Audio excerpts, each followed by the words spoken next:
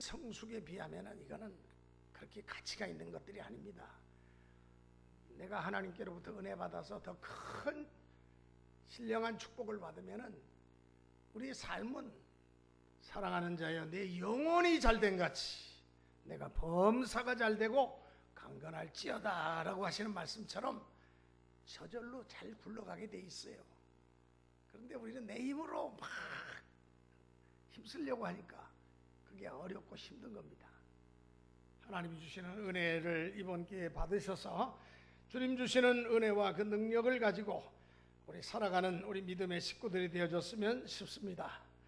오늘 우리가 읽은 말씀은 사도 바울의 간절한 기도의 내용입니다. 에베소 물론 앞서 1장 17절 이하에도 하나님에 대해서 하나님은 어떤 분이신가 하는 것을 알게 해달라고, 그리고 우리 성도의 소망이 무엇이고 그 기업의 영광이 무엇이며 하나님의 능력이 지극히 큰 것이 어떠한 것인지를 알게 해달라고 앞서서도 기도합니다. 그런데 오늘 우리가 읽은 이 말씀 속에서는 기도의 더 높은 차원을 우리에게 보여줍니다. 주신 말씀 14절 15절을 한번 같이 읽겠습니다. 14절 15절 시작. 이러므로 내가 하늘과 땅에 있는 각 족속에게 이름을 주신 우리 아버지 앞에 무릎을 꿇고 비노니 그랬어요. 여러분, 하나님은 만물을 창조하시고 하늘과 땅에 있는 각 족속에게 이름을 주셨습니다. 창조주 하나님은 권세의 하나님을 말합니다. 그런데 이 창조에 대해서 말할 때는 하나님이라는 표현이 적절합니다. 창조주 아버지 이렇게 말하는 것보다는 창조주 하나님 이렇게 부르는 것이 더 적절한 표현이라고 생각됩니다. 그러나 기도의 대상에 있어서는 하나님이라는 명칭보다는 아버지가 좋아요.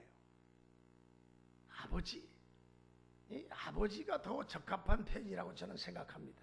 왜냐하면 아버지는 그 자녀를 사랑하시기 때문에 자녀가 달라고 하면 이것이 합당한 것일 때는 모든 것을 주기를 주저하지 아니하시고 기뻐하시는 아버지시기 때문에 그렇습니다. 우리가 산상보훈 마태복음 5, 6, 7장에도 보면은 예수님께서 기도에 대해서 말씀하시면서 이런 말씀을 하시죠. 구하라 그리하면 너희에게 주실 것이요, 찾으라 그러면 찾을 것이요, 문을 두드리라 그러면 너희에게 열릴 것이니 구하는 이마다 얻을 것이요, 찾는 이가 찾을 것이요, 두드리는 이에게 열릴 것이니라 그렇게 말씀하시면서, 그리고 너희 중에 누가 아들이 떡을 달라 하면 돌을 주며 생선을 달라 하면 뱀을 줄 사람이 있겠느냐. 너희가 악한 자라도 좋은 것으로 자식에게 줄 줄 알거든 하물며 하늘에 계신 너희 아버지께서 구하는 자에게 좋은 것으로 주시지 않겠느냐라고 말씀하십니다. 우리는 부족하고 아무런 공로 없지만은 하나님이 우리의 아버지가 되시기 때문에 구할 수 있는 권리가 있는 것입니다. 우리 가정에서 자라나는 자녀가 용돈이 필요하고 학교에서 또 돈이 필요하다 그러면 돈을 달라고 하면은 다 주잖아요. 옷이 필요하면 옷을 사달라면 옷을 사줍니다. 무엇이 먹고 싶다고 하면은 먹고 싶은 것을 말하라. 말해서 집에서 만들어 먹든지 밖에 나가서 외식을 해서 사 먹든지 그렇게 해서 그들의 요구를 들어줍니다. 맡겼던 것을 달라고 하면은 부모에게 자식이 맡긴 게 뭐가 있겠어요? 결국은 다 부모에게서 그냥 찾아가는 거지. 그러니까 자식들은 부모의 앞에서 당당합니다. 당당해. 다 진짜 맡겨놓은 것처럼 다 달라고 해요. 여러분, 이것이 자녀가 부모에게 대하해서 누리는 특권이 바로 이것이 자녀의 특권이라고 저는 봅니다. 그리고 부모는 자녀의 요청에 응해야 될 의무가 있죠. 그렇게 생각할 때 우리가 하나님을 아버지라고 부르는 것이 얼마나 큰 축복인가. 이 말로 다 할 수 없는 축복이에요. 그렇습니다. 천지 만물을 창조하시고 우리 인간의 생사화복을 주관하시는 그 하나님을 우리 아버지로 우리가 부를 수 있다는 거. 여러분, 이번에 우리 이번 주가 다니엘 기도의 2주차인데 정말 얼마나 귀한 강사들을 통해서 은혜를 받는지 모릅니다. 그런데 스마트폰이 있으니까 언제든지 들어가서 보면 돼. 근데 그게 잘 안 됩니다. 지나간 건 또 듣기가 싫어요. 보기가 싫어요. 지금 바로 현장에서 전하는 메시지를 같이 나와서 같이, 비록 직접 그 강사가 우리 앞에 서서 말을 하지 않지만은 분명히 시공간의 차이는 있지만은 그 시간에 동시간에 전하는 말씀이 이것이 효과가 있습니다. 그래서 본격적으로 마음 먹고 기도할 수 있도록 우리를 주의 전으로 인도해 주시는 것도, 또 구하는 것도 하나님 아버지께 요구할 수 있는 권리가 있기 때문에 우리가 기도하는 거거든요. 허공 중에 부르짖는 소리면은 그건 의미가 없어요. 그러나 하나님 아버지께 부르짖고 기도한 것은 하나님이 다 들어주시기 때문에 그렇습니다. 근데 사람들이 기도를 어떻게 하는지 잘 몰라서, 기도에 대한 부담감 때문에, 이 기도를 배운 적이 없으니까 기도에 대한 왠지 모를 부담감을 가지고 있는 분들이 많아요. 목마른 사람이 샘 판다고. 그러나 사람이 목마르면은요, 땅을 파게 됩니다. 여러분들이 목마르지 않을 때 기도하는 그 방법을 배우는 것이, 이것이 지혜예요. 막상 발등에 불 떨어졌을 때 그때는 막 부르짖게 되지만은, 그러나 그 부르짖게 되는 그 기도가 뭐 항상 모든 사람에게 그런 기회가 오는 건 아니에요. 자, 오늘 바울 사도는 어떤 자세로 기도했습니까? 오늘 주신 말씀에 보니까 거기 15절에 아버지 앞에 무릎을 꿇고 비노니 그랬어요. 유대 사람들이 기도하는 자세 중에 이 무릎 꿇고 기도하는 자세가 아주 굉장히 간절한 기도를 드릴 때 무릎 꿇고 합니다. 우리 한국 교회는 이 무릎 꿇고 기도하는, 지금은 다 이 장의자가 있지만은 옛날에는 맨 땅에서 이제 마루 위에서 우리가 한국 교회가 시작됐잖아요. 그러니까 방석을 다 교회마다 이만큼씩 갖고 있었어요. 그래서 그 방석에 올라 앉아서 무릎 꿇고 다 부르짖고 기도했죠. 여러분, 유대인들도 이 무릎 꿇고 기도하는 것을 좋아합니다. 그런데 그들의 기도 방법이 무릎 꿇고 하는 기도만 있는 건 아니에요. 서서 하는 기도를 그들은 또 잘해요. 서서. 이번에도 우리 다니엘 기도회 때 한 9개 교회에, 대형 교회의 그 찬양 팀들이 나와가지고 돌아가면서 찬양을 인도하는데, 그래서 저는 유심히 그 교회들이 찬양을 어떻게 인도하나 제가 유심히 보거든요. 근데 공통적으로 하는 것은 이제 기도할 때 다 자리에서 일어나서 기도하게 만듭니다. 뭐 찬양 부를 때도 또 일어나서 같이 부르면 더 좋죠. 왜? 찬양은 곡조 달린 기도니까. 근데 우리 교회는 연로하신 분들이 너무 많아서 제가 그걸 일부러 강조는 안 합니다. 여러분, 사모하는 사람이 기도할 때 일어나서 손을 들고 간절하게 찬양하고 기도하는 이런 기도 방법도 있어요. 서서. 또 엎드려서 하는 기도 방법도 있습니다. 엎드려서. 스가랴 10장 1절에 보니까, 누가복음 8장 13절에 보면 엎드려서 하는 기도가 나옵니다. 우리 한국 교회는 감사한 것은 오래된 전통을 따라서 이 무릎 꿇고 하는 기도를 그래도 잊지 못해서, 새벽에 보면 어떤 분들은 이렇게 자세를 바꿔가지고 장의자에 올라가서 그 무릎 꿇고 기도하는 분들이 더러 계세요. 무릎 꿇는 기도가 이게 참 중요해요. 저도 오랫동안 무릎 꿇고 기도하는 습관이 있었는데, 근데 이게 몸이 이게 말을 안 들어요. 하중이 이제 무릎으로 내려가다 보니까 이 무릎 관절에 이상이 오는 거예요. 그래서 고민을 하다가 항상 편한 자세로 앉아서 기도하니까 뭔가가 좀 찝찝해. 이 기도하는 자세가 이거 마땅치가 않아요. 제 마음에 들지 않아요. 그런데 우리 교회 홍 권사님이 무릎 꿇고 하는 기도 의자를 딱 갖다 놓으셨어요. 여기다가.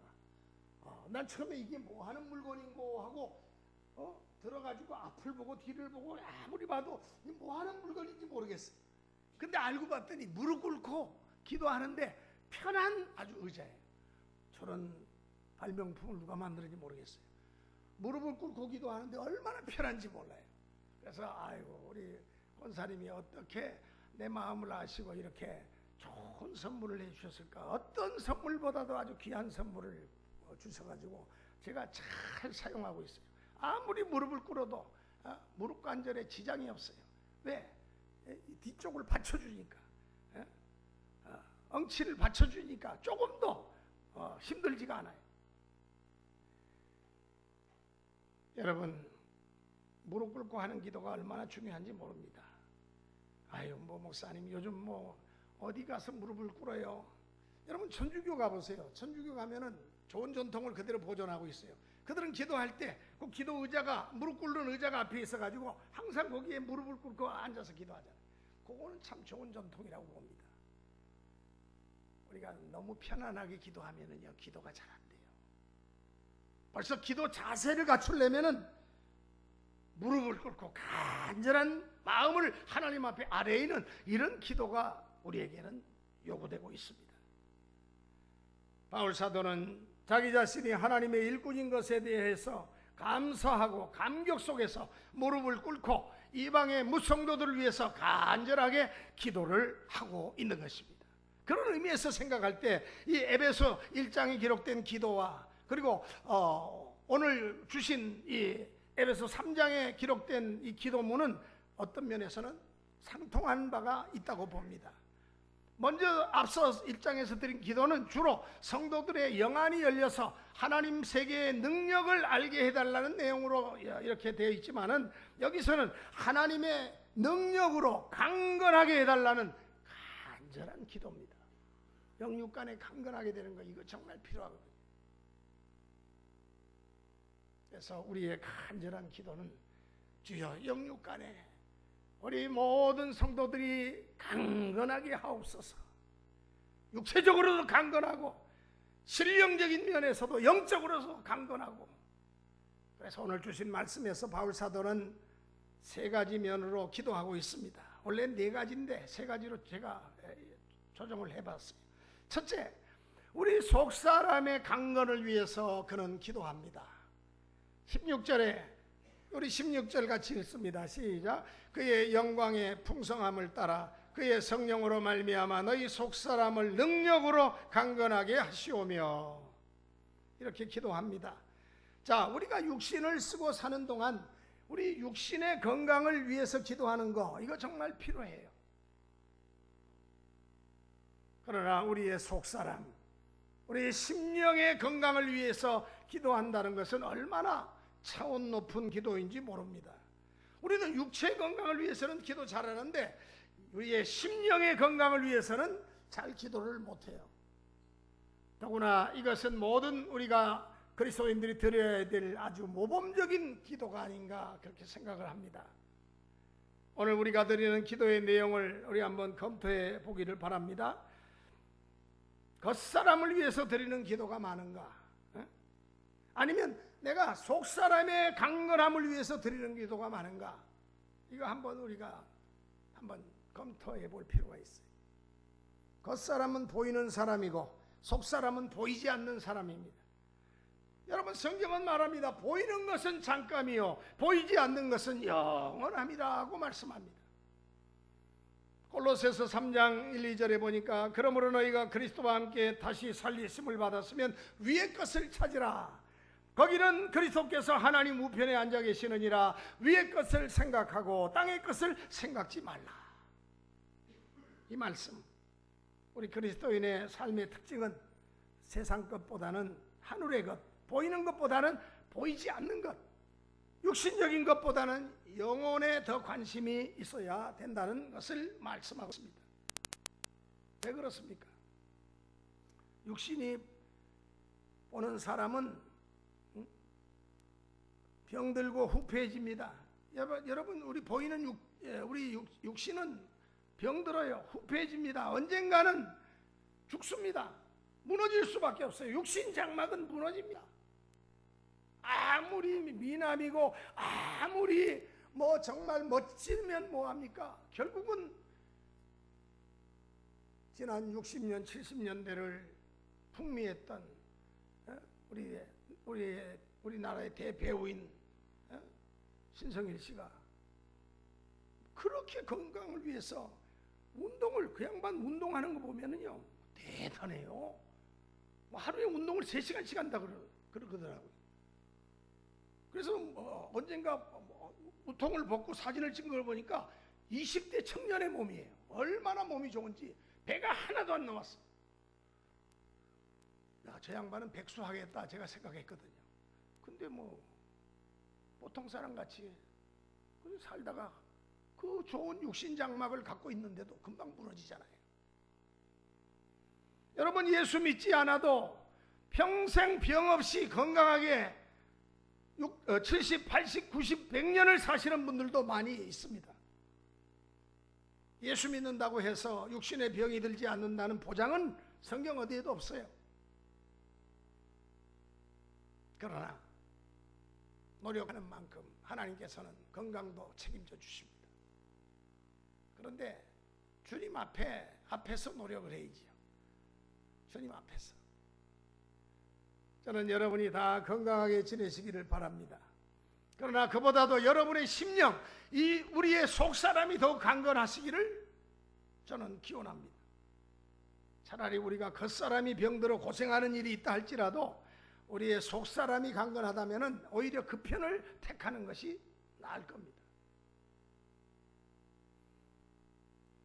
그런데 우리의 속사람에게는 몇 가지 면이 있는데, 우선 우리의 이성이 강건해야 됩니다. 인간이 짐승하고 다른 점이 있다면 이 이성입니다. 이성. 우리 속에 옳고 그름을 판단할 수 있는 이성입니다. 지성입니다. 여러분, 이 이성이 강건해야지 바른 판단을 할 수가 있습니다. 물론 사람에게 이 감정의 요소가 크게 작용하고 있습니다만은 이성보다 감정이 앞설 때 이성을 잃어버리게 되면은 바른 판단을 할 수가 없지요. 그러므로 우리의 이성이 흐려지지 않도록 강건해야 돼요. 육체만 건강하면 뭐합니까? 이성이 벌써 흐려졌는데, 분별력이 없는데. 그래서 사랑하는 자여, 내 영혼이 잘된 같이, 영혼이 잘 돼야 돼요. 이성이 잘 된다는 말은 영혼과 이성은 아주 밀접한 관계가 있어요. 이성이 흐려지지 않도록 건강해야 됩니다. 여러분, 오늘 주신 말씀의 내용인 기도문은 은혜 받지 못하고 거듭난 경험이 없는 사람을 위해서 성령의 은혜를 힘입어 중생하는 역사가 있기를 기도한 내용은 아닙니다. 만일 은혜 받지 못한 사람들을 위해서 드린 기도라고 하면은 은혜를 주시도록 그렇게 기도했을 거예요. 여기서는 이미 하나님의 은혜로 구원함을 받아서 하나님의 자녀가 된 그 사람이 보다 더 강건한 자리에 들어가기 위해서 기도한 내용입니다. 예수를 믿는 하나님의 백성들이 더 영육간에 강건하기를 사모하는 간절한 기도입니다. 여러분들의 영육이 강건해지시기를 원합니까? 그러면은 다른 일 제쳐놓고라도 기도하는 일에 합세하세요. 나는 바빠요. 하나님 앞에서 기도하는 일보다 더 바쁜 일이 뭐가 있습니까? 그 시간을 양보하더라도 우리의 영을 강건케 하는 일을 위해서 더 힘을 쓰시기 바랍니다. 그래서 사도 바울은 빌보 3장 12절에 내가 이미 얻었다 함도 아니요 온전히 이루었다 함도 아니라 오직 내가 그리스도 예수께 잡힌 바 된 그것을 잡으려고 쫓아가노라고 말씀합니다. 바울 사도는 깊은 신앙심과 아주 고상한 인격, 성숙한 심령의 소유자였음에도 불구하고 계속 앞으로, 나는 계속해서 다름질해서 앞으로 나아간다고 말합니다. 여러분, 내 신앙이 이만하면 됐다, 나는 섰다, 그러면 넘어집니다. 은혜를 더 사모하세요. 우리의 목표는 예수 그리스도이시기 때문입니다. 우리 스스로도 그리스도의 인격에 이르려면 아직도 먼 자리에 있다는 사실을 발견해야 됩니다. 그래서 그리스도 예수의 은혜가 점점 우리 가운데 넘치도록, 그리스도 예수의 장성한 분량이 충만한 데까지 이르도록 힘쓰고 노력해야 됩니다. 세상 일은 노력하는데 주의 일은 노력하지 않는 사람들이 많아요. 하나님 그거 별로 안 기뻐하십니다. 세상 일 노력하는 것 이상으로 주의 일에, 신령한 영적 사업에 우리가 노력해야 됩니다. 성령을 통해서 우리의 속사람이 강건해질 때 이성과 지성이 바로 설 수가 있습니다. 학교에서 가르치는 교사들도요, 성령의 감동, 감화를 힘입어서 속사람이 강건해지면은 지식만 전달하는 지식 기사가 아니라 신령한 영적인 하나님의 그 진리를 전달할 수 있는 신령한 하나님의 역군이 될 수가 있습니다. 스가랴 4장 6절에 이는 힘으로 되지 아니하며 능으로 되지 아니하며 오직 나의 신으로 되느니라. 우리 속사람이 강건해지는 길은 다른 방법 없습니다. 오직 성령님밖에 없습니다. 그래서 성령께 기도하세요. 성령이여, 우리 안에 오시옵소서. 감동 감화하여 주시옵소서. 성령의 도우시는 손길을 힘있기를 원합니다. 성령의 능력으로 저희들에게 은혜를 사모하는 마음을 주시고 신령한 세계에 대한 갈증을 느끼게 해달라고 그렇게 기도하세요. 여러분, 우리 겉사람이 건강하려면 땅 위에서 음식물을 섭취해야 됩니다. 제가 지지난 주간부터 저는 지금까지 입맛이 없어 본 적이 없어요. 정말로 잡식성으로 뭐든지 잘 먹어요. 그런데 지지난 주부터 음식 맛이 없더라고요. 입이 까칠해지면서 아무것도 먹기가 싫어요. 그러면서 몸에서 땀만 쫙쫙 나고 열이 나고, 그래서 기침 감기로 한 주간을 아주 애를 먹었어요. 그러니까 제대로 못 먹으니까 힘이 쭉 빠져가지고, 그런데 한 주간 지나고 나니까 이제 음식물이 조금씩 이제 먹게 되니까 힘이 나는 거예요. 살아났어요. 이렇게 겉사람은 음식물로 살아가고 또 생기를 되찾는 것처럼, 여러분, 우리의 속사람은요, 하늘의 신령한 영양분을 공급받아야 돼요. 하늘의 신령한 영양분이 하나님의 말씀, 신령한 지식, 주의 사랑과 평화와 또 우리 주님 앞에 기도함으로 주님 주시는 놀라운 신령한 은혜의 힘, 성결, 이런 것들이 우리 속사람이 자라나는 영양분입니다. 양식이란 이야기예요. 그리고 우리는 또한 우리의 양심에 민감해야 돼요. 양심이 민감해야 돼요. 양심은 하나님을 향해서 나아가는데 정말로 필요합니다. 하나님의 눈으로 보는 것이 양심입니다. 양심은 하나님의 음성이라고 칸트는 말했어요. 그러므로 우리가 바로 살 때 양심도 바로 섭니다. 우리가 바로 살 때 양심은 우리를 칭찬합니다. 잘했어. 다른 사람이 아무리 나를 중상모략한다 할지라도 양심이 칭찬하기 때문에 담대해지는 거예요. 그러므로 인간에게 있어서 양심은 정말 귀합니다. 인간에게 양심이 있는 것이 인간의 존엄성입니다. 짐승에게는 양심 없어요. 제가 강아지를 데리고 아침 저녁으로 운동 삼아 이렇게 데리고 나가는데 얘는 지나가다 개만 만나면 그저 그냥 덮치려고 그래요. 그러니까 얼마나 사람들한테 제가 미안한지. 지나가는 사람도 덮치려고 그러고 지나가는 개도 자기보다 덩치 큰 놈한테 막 대들어요. 교육이 안 됐구나 이 녀석. 그래가지고 제가 토닥거려주고 너 그러면 안 돼. 그러더니 요즘은 그러질 않아요. 어? 교회에서 자랐는데 은혜를 받지 못했나 봐 이 녀석이. 여러분 짐승은요 양심이 없어요. 짐승은 못할 짓을 하고도 나쁜 줄을 모릅니다. 따라서 짐승에게는 고민이란 것도 없어요.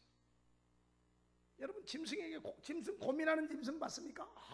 소가 고민하는 소 봤어요. 네? 그러나 사람은 무슨 잘못을 범하게 되면 다른 사람이 그 일로 인해서 아무리 칭찬을 한다 해도 내 마음에 기쁨과 평화가 없습니다. 그러므로 잠자리에서 잠을 이루지 못하고 고통을 당합니다. 고민합니다. 그것이 심해지면 정신 이상을 일으켜요. 양심은 이처럼 귀합니다. 그런데 오늘 우리가 기억해야 할 것은 인간의 양심이 이처럼 귀하지만은 절대적인 것은 아니라는 겁니다. 이 양심이 잘못될 수가 있습니다. 마비될 수도 있습니다. 양심이 화인 맞을 수도 있어요. 양심이 화인 맞은 사람을 사이코패스라고 그러죠. 네? 소시오패스라고도 표현하는데 뭐 사이코패스는 선천적인 무양심자고 소시오패스는 후천적인 무양심자라고 그러는데 모르겠습니다. 그들의 그런 정의가 정확한 건지. 여러분 양심이 마비되면은 양심이 화인 맞으면은 모든 판단이 다 왜곡돼 버리고 맙니다. 그러면 절대 양심이 있습니까? 여러분 절대적인 양심이 있습니까? 있습니다. 하나님의 말씀인 성경입니다. 우리가 시간 따라 하나님의 집에 모여서 이렇게 예배를 드리면서 성경 말씀을 듣는 것이 바로 그 때문입니다. 우리는 시시때때로 우리의 양심을 말씀으로 바로잡을 필요가 있습니다. 더구나 우리의 의지를 튼튼하게 해달라고 기도를 해야 됩니다. 바울 사도가 그렇게 기도하고 있어요.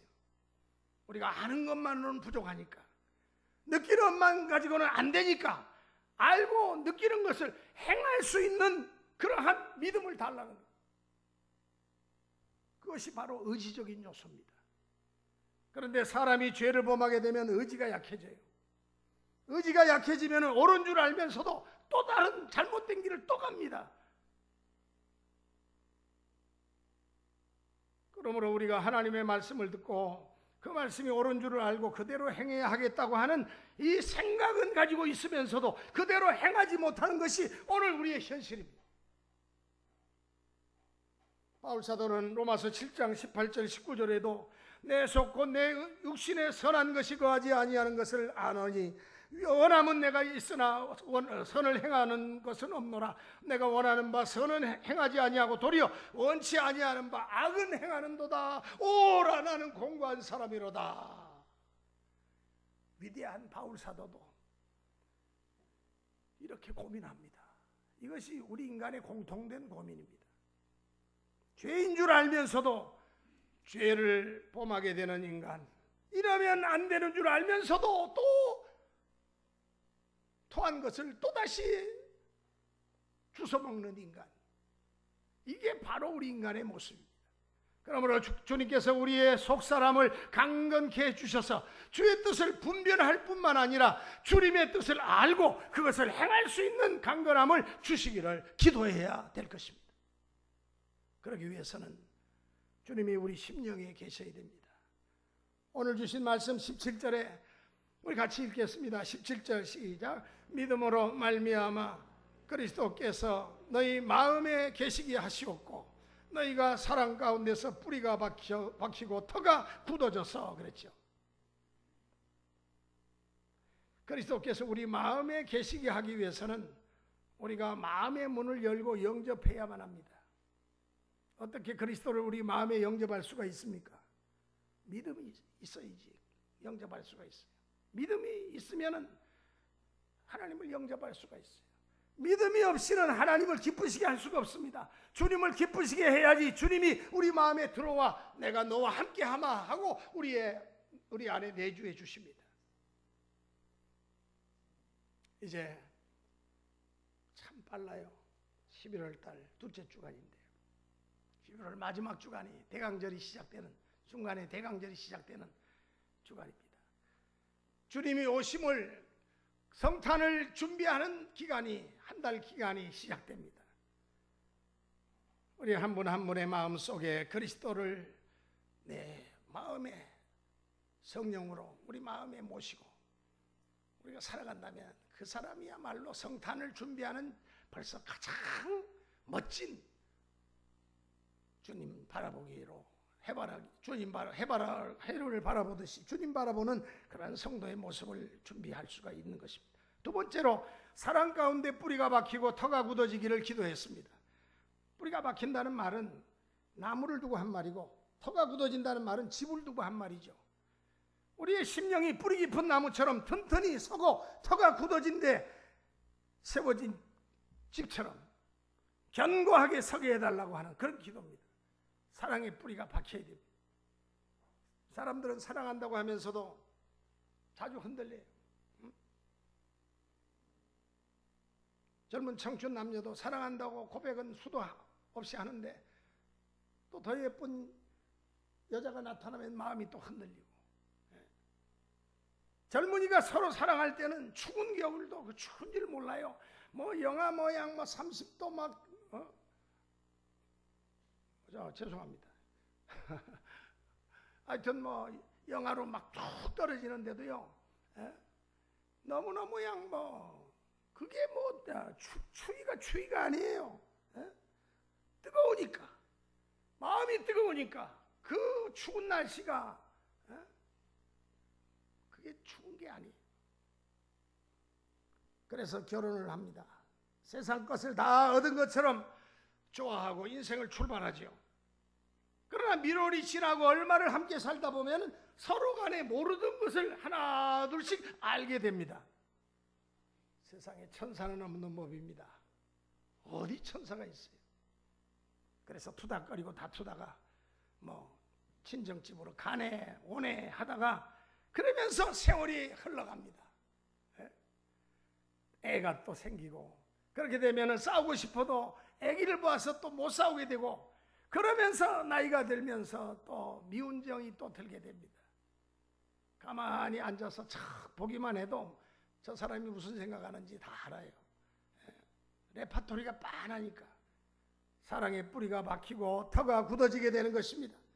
그런데 하나님의 사랑은 흔들리는 사랑이 절대 아닙니다. 이랬다 저랬다 하는 사랑이 아니에요.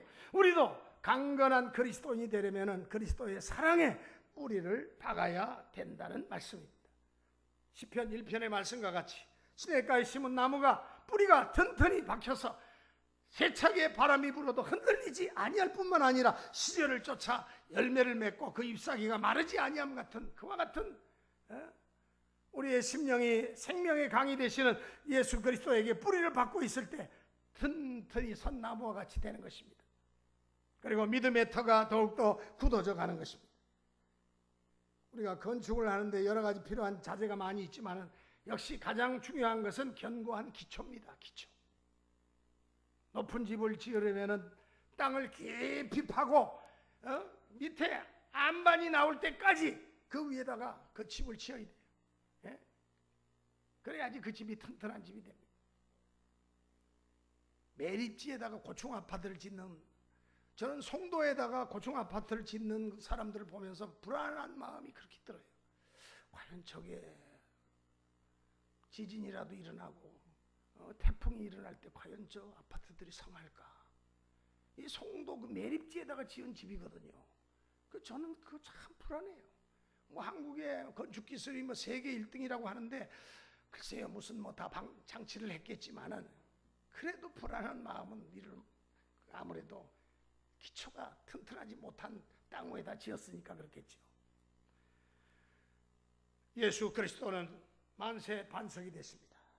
주님도 우리에게 말씀하시기를 내 말을 듣고 행하는 자는 그 집을 반석 위에 세우는 지혜로운 건축자가 같아서 비가 내리고 바람이 불고 창수가 부딪혀도 무너지지 아니하리라고 말씀하십니다. 사랑하는 성도 여러분, 그리스도의 사랑 가운데서 여러분의 심령이 나무가 뿌리를 튼튼히 박아서 아무리 세상의 제약의 바람이 태풍처럼 심하게 불어닥친다고 해도 흔들리지 않고 굳게 서 있는 믿음의 장부들이 다 되어지시기를 주님의 이름으로 축원합니다.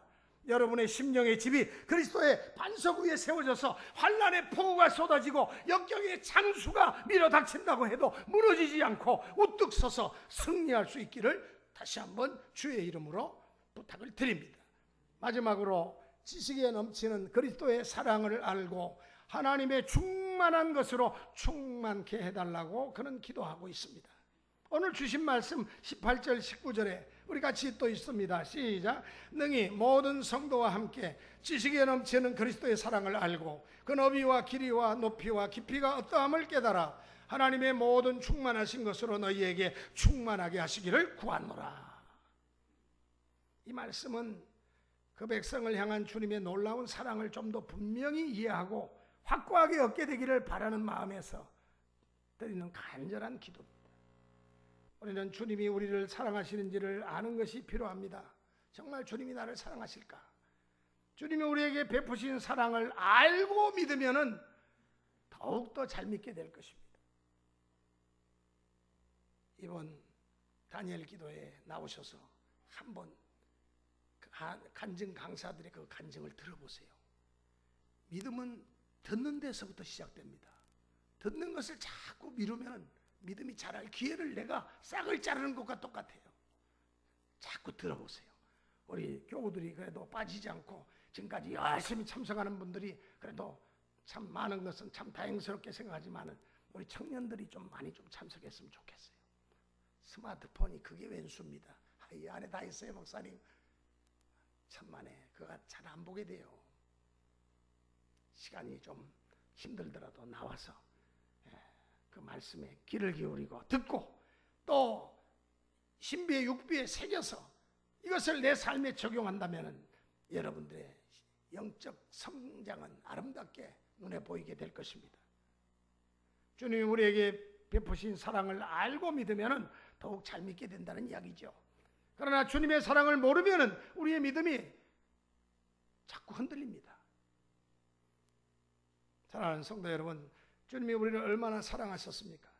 사람이 친구를 위하여 목숨을 버리면 이에서 더 큰 사랑이 없다고 했는데 주님은 세상 죄를 지고 가는 하나님의 어린 양으로 이 세상에 오셔서 우리 때문에 모든 오해와 중상모략과 모든 고통을 당하시다가 십자가에 죽으신 그 사랑을 우리가 어떻게 무엇으로 다 표현할 수가 있겠습니까?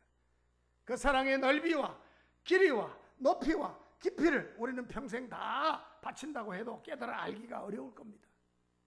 너무 넓고 너무 길고 너무 높고 너무 깊어서 우리 신앙생활을 통해서 미처 깨달아 알 수 없었던 것을 깨닫고 감격하게 되는 것이 이것이 신앙생활입니다. 성장해야 됩니다. 그리스도 예수의 장성한 분량이 충만한 데까지 점점 나아지는 것입니다. 요셉이 그의 아버지 야곱이 세상을 떠난 다음에 보복을 두려워하는 형들에게 한 말을 여러분 기억하시죠? 당신들은 나를 해하려 하였으나 하나님은 그것을 선으로 바꾸사 그랬어요. 요셉은 하나님의 사랑을 믿었기 때문에 어떤 이해할 수 없는 상황에 직면했어도 하나님을 절대로 원망하지 아니했다는 이야기입니다. 그는 원망하지 않았어요. 형들을 원망하지 않았어요. 하나님을 원망하지 않았어요. 다윗이 쓴 시편 23편에도 내가 사망의 음침한 골짜기를 다닐지라도 해를 두려워하지 않을 것은 주께서 나와 함께 하심이라 주의 지팡이와 막대기가 나를 안위하시나이다 라고 말합니다. 그렇습니다. 다윗이 어떻게 사망의 음침한 골짜기에 다니면서도 두려워하지 않았겠습니까? 바로 하나님의 사랑을 믿었기 때문에 두려워하지 않았습니다. 사랑에는 두려움이 없습니다. 그러므로 주님이 그 크신 사랑을 아는 사람처럼 행복한 사람 없습니다. 여러분, 사랑엔 두려움이 없어요. 사랑하면요, 해받는 거 그런 거 생각지 않아요. 손해보는 거 생각지 않아요. 이 시간 저는 여러분이 주님의 사랑을 알게 되어서 어떠한 환경과 처지에 이른다고 하여도 두려움 없이 감사하면서 행복하게 살게 되시기를 기도하겠습니다. 마무리 짓습니다. 여기 오늘 주신 말씀 19절 하반절에 하나님의 모든 충만하신 것으로 너희에게 충만하게 하시기를 구하노라 그랬죠. 이 말씀 대단히 높은 수준의 표현이라고 저는 봅니다. 여러분, 하나님은 우리에게 무엇을 주실 때 조금씩 맛만 봐라 하면서 주시는 분이 아니에요. 충만하게 채워주십니다. 그러므로 다윗은 내게 부족함이 없으리로다 라고 고백하고 내 잔이 넘치나이다 라고 찬양하고 있지 않습니까? 누가복음 6장 38절 말씀입니다. 주라, 그리하면 너희에게 줄 것이니 곧 후히 되어 누르고 흔들어 넘치도록 하여 너희에게 안겨주리라. 여러분, 주님께서 여러분에게 주실 앞으로 좋은 일이 다가오고 있습니다. 여러분에게 좋은 일이 다가오고 있다는 사실을 기억하세요. 기대하는 사람에게 그것은 주어집니다. 하나님은 우리를 후대하시는 분입니다.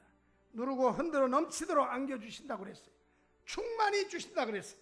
여러분이 바라는 소원이 넘치도록 충만하시기를 간절히 축원합니다. 기도하시겠습니다. 하나님 아버지 은혜를 감사합니다. 오늘도 저희들을 불러주셔서 주님 전에 나와 기도하게 하시니 감사합니다. 다니엘과 같이 주님의 성전을 향하여 열린 창을 향하여 그가 하루에 3번 기도했다고 그랬습니다. 우리도 주님 앞에 간절한 마음으로 가지고 기도하기를 원합니다.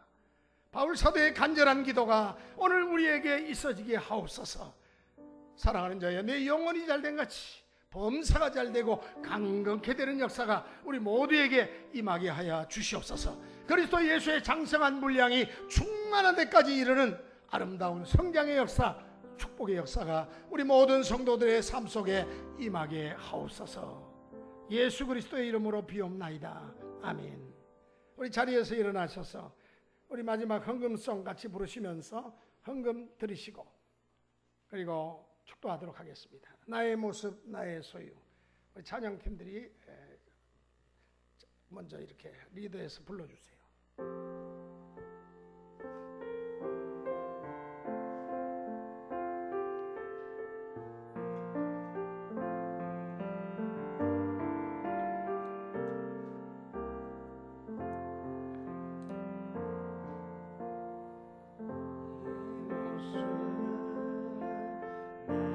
소유